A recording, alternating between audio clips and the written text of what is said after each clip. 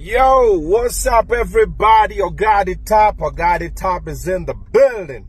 Hope you're good. Let's talk drama festival. Let's talk Butere girls. Let's talk Cleophas Malala. Let's talk the government. Alright, so I'm about to say about a few things that might get me in trouble. Yeah, but well, if I don't do it, who will? I've seen a couple of people talking about it. Good stuff. Let's talk about it. That's how we find solutions. Okay, that's how we get better. Now, first of all, I condemn that act highly. Why? I wouldn't be Obinna if it wasn't through creative arts. Performing arts. Yes, that's the word. Performing arts.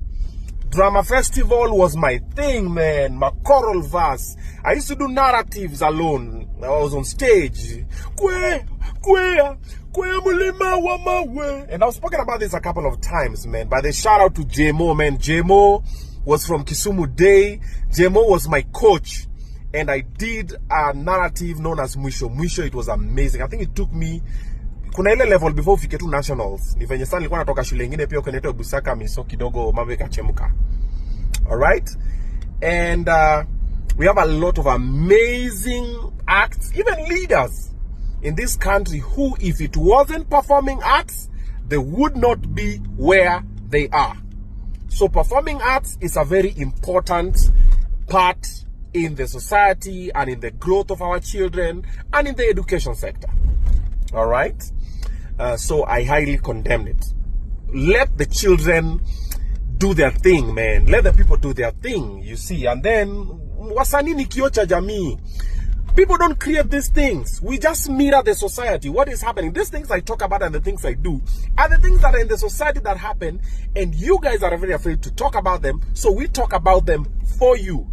How do we talk about them? Through music, through comedy, through art, through dance, through whatever, through movies and the rest. Okay? However, that's not the point of this conversation. This is what I want to say. So let's start police. So the National Police Service, that was very poor of you. Could have done better. Harassing and mishandling journalists, that is a criminal act according to the Constitution of Kenya. And is it the Media Council Act, I think, of 2013? Something like that. Yeah.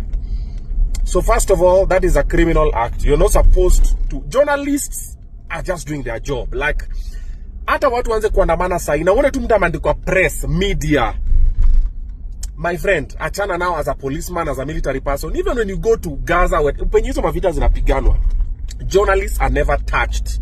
Okay? We have a few people like Juzi. Is it the Israeli or something? Wale waliwa journalists Juzi, whether they were in an ambulance or something. I saw a story like that somewhere. So that one is a criminal act. Okay, that should never happen. Okay? Wacha venye munafanya kazi yenu kama polisi, sisi watu wa media tunafanya kazi yetu, watu waheshimiane. However, Kenya right now, there's a precedent that has been set of harassing and gagging and abusing journalists. Like if you talk about anything, we ni mubaya. And this thing, by the way, hata ifanyiki na polisi peke yake, hata nyinyi wa Kenya. Saizi mimi nikienda nikae chini na Ruto ni mu-interview. Oh, Obinna, we are canceling you. We don't want you to interview. So it is happening both ways, from the government and from the people. I don't know where that is coming. It's a very stupid thing. Should never happen. Journalists have free will. The right of, what is freedom of expression? That one, something like that. Because they bring the news to you. Today, I'll go interview Rigiji. Tomorrow, I'll interview Ruto. The other day, I'll interview Kibaki. I'll interview Jomo Kenyatta and whoever it is, because I'm a journalist. That is what my role is. That is what I'm supposed to do. Okay, so let them do their job. Secondly, the Ministry of Education. Ministry of Education, I've seen your press release.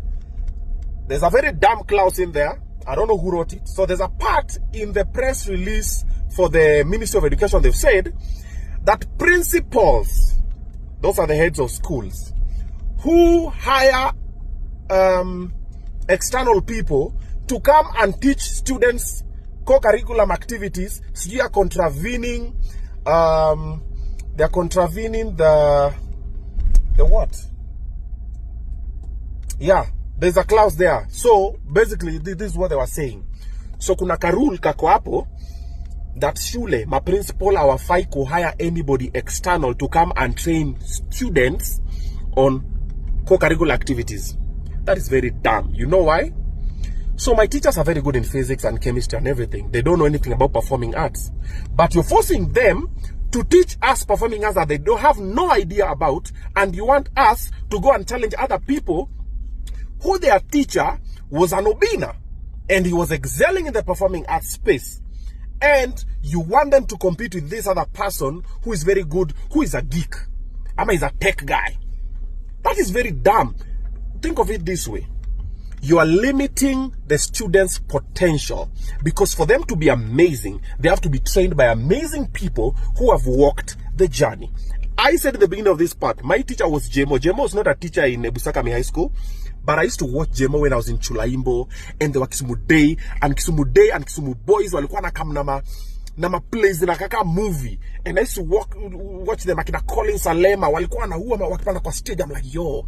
So I reached out to Jemo because I knew him, and I was like, yo, can you train me how to do? And Jemo came for free.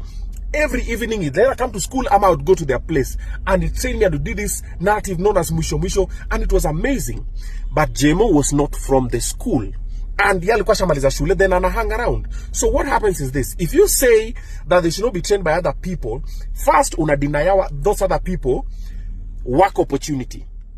Second, you are limiting the creative ability of the students, because now they're not being trained by a professional who knows it. So how much students wanoma watakuwa mafala because wanatrainiwa na mafala, because Ministry of Education imesema hakuna mtu wa nje mwenye nafaa kuje. Na hawa watu wengi wako na experience, they know how things are being done out here. So when the students finish school, they know how things work. So you have to think about it that direction. Let's hope someone in the Ministry of Education wakes up and start to see there are some rules that you guys put there that but if you can afford someone amazing who is a performing arts professional, teacher, tutor, whatever, let them come and do, let them script, let them do whatever. Yeah. Cleophas Malala, good stuff. I read the synopsis of your play. It is basically about the gap between the older generation and this generation now, and that is what is bringing conflict. Even the play is set up in the Middle East, but you know, nikiota jamii. So maybe there are people here who felt a little bit guilty because it depicts what they are doing, but we'll never know. Okay. However, good stuff in supporting them, scripting, good stuff. But now for Kenyans, I want you to think about it this way. Why is the government so focused in frustrating someone who is not a threat to them? You see where I'm going with this? Cleophas Malala is not a threat to the government.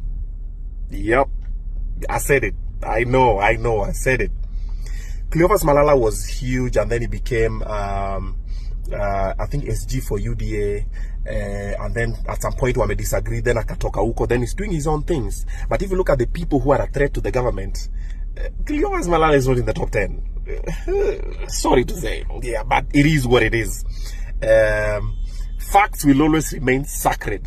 Yeah, opinions are opinions, but facts will remain sacred. Cleophas Malala top 10 threat to the government? No. So why is the government doing this? This is what I'm thinking. Ta-da! I present to you the new CS for the sports, culture, and heritage. Ama kitu kama hiyo. Yeah, something there. Yep. He's being positioned. Yes, because the underdog always wins. Okay. Alisema the police were being very kind to him. The police are being kind. If the police are being kind to you, and the police are being soft with you, they treated you with decency. Kenya police. Hey. Yep, there goes your CS.